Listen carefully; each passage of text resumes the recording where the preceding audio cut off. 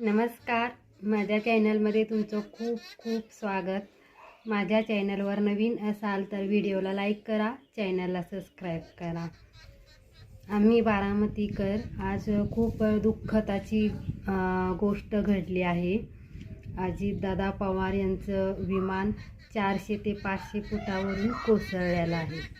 त्यामुळे अजितदादा पवार यांचा अपघाती मृत्यू झालेला आहे. त्यांना हॉस्पिटलपर्यंत नेईपर्यंत त्यांचा मृत्यू झाला होता.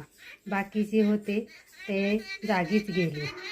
अजितदादा पवार काल झेडपीचे प्रचार करायला मुंबईला गेले होते. आज माघारी येत होते. आज ही त्यांची सभा होती बारामतीच्या शेजारी पंधरे गावात.